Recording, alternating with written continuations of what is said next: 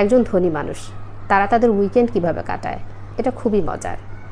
তারা পড়াশোনা করে, তারা পরের সপ্তাহের প্ল্যান করে, তারা এক্সারসাইজ করে, পরিবারকে সময় দেয়, পরিবার নিয়ে ঘুরতে বের হয়। আর গরিব মাইন্ডসেটের যারা, তারা এই সময়টায় পার্টি করে কাটায়, মোবাইলে সময় দেয়, টেলিভিশন দেখে, ঘুম থেকে অনেক দেরিতে ওঠে। সুতরাং আপনি কোনটা? আপনি যখন রাগের মাথায় কোনো ডিসিশন নেন, কখনো দেখেছেন সেই ডিসিশনটা সঠিক হতে? যখন ঝগড়ার মধ্যে কোনো বাক্য আপনি উচ্চারণ করেছেন, কখনো দেখেছেন সেই বাক্য প্রচণ্ড জ্ঞানগর্ভ কোনো বাক্য হয়েছে? না। রাগ আপনার সুন্দর পরিবেশকে অসুন্দর করে দেয়, রাগ আপনার সাজানো বাগানকে তছনছ করে দেয়, রাগ আপনার সম্পর্কগুলোকে নষ্ট করে দেয়, রাগ মানুষের প্রতি মানুষের শ্রদ্ধাবোধ কমিয়ে দেয়। যখন প্রচণ্ড রাগ হবে তখন নিজেকে কন্ট্রোল করুন, তারপর কথা বলে দেখুন, সমস্ত সমস্যার সমাধান হবে। অভাব না থাকলেও আপনার বাচ্চাকে অভাবের শিক্ষা দিন, তা না হলে আপনার অভাবের সময় আপনার বাচ্চা বেপরোয়া হয়ে উঠবে।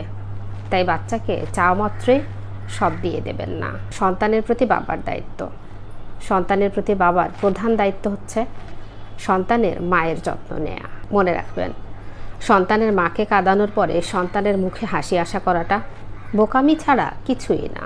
গরমকালে যে খাবারগুলো খেলে আপনি সুস্থ থাকতে পারবেন: 1. তরমুজ ও বাঙ্গি, 2. শসা ও গাজর, 3. আখের রস বা জুস, 4. পাকা বেলের শরবত, 5.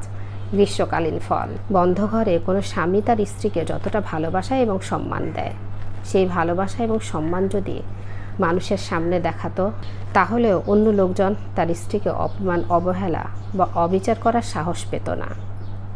তারা কোনো কথা বলার আগে দুবার হলেও ভাবত, ভয়ও পেত। সারাদিন বাচ্চাকে ব্যস্ত রাখুন, পরিশ্রম করতে দিন। যেমন তাকে বলুন, তোমার জুতা নিয়ে এসো, তোমার খেলনা নিয়ে এসো, তোমার খেলনাগুলো গুছিয়ে রাখো। শিশুদের কোলে বসিয়ে রাখবেন না। পরিশ্রম করলে ক্ষুধা বাড়বে, মাসেল শক্ত হবে। নিজেকে সান্ত্বনা দিতে পারাটা পৃথিবীর সবথেকে সুন্দর এবং জটিলতম একটা ব্যাপার। হতাশ হলে তো সবাই ভেঙে পড়ে, কয়জনই বা নিজেকে নিজে সান্ত্বনা দিতে পারে এবং এটা নিজেকে বোঝাতে পারে যে আল্লাহ তাআলাই তো সব কিছুর মালিক, তার হুকুম ব্যতীত একটা গাছের পাতাও নড়ে না। আমার জীবনে যা হচ্ছে, আমার জীবনে যা ঝড় বয়ে যাচ্ছে, এগুলো হয়তো আল্লাহ তাআলার প্ল্যানেরই একটা অংশ। তো কেন নয় আমরা আল্লাহ তাআলার প্ল্যানটাকে আলহামদুলিল্লাহ বলে মেনে নেব। জীবনে কাউকে ঠকিয়ে, কারো মনে কষ্ট দিয়ে, কারোর সাথে প্রতারণা করে আপনি যদি ভাবেন আপনি পার পেয়ে যাবেন বা সেই মানুষটা ভুলে যাবে, তাহলে মনে রাখবেন আল্লাহ তাআলা কোনো কিছু ভোলে না, তিনি সব কিছু লিখে রাখেন। মির্জা গালিব বলেন, जब दिल में दर्द है तो दावा कीजिए, जब दिल ही दर्द है तो क्या कीजिए। এই কথাটা আমাদেরকে মনে করে দেয় যে মানুষজনকে চলতে ফিরতে এতটাও কষ্ট দেওয়া উচিত নয় যে সে হাসতেই ভুলে যায়।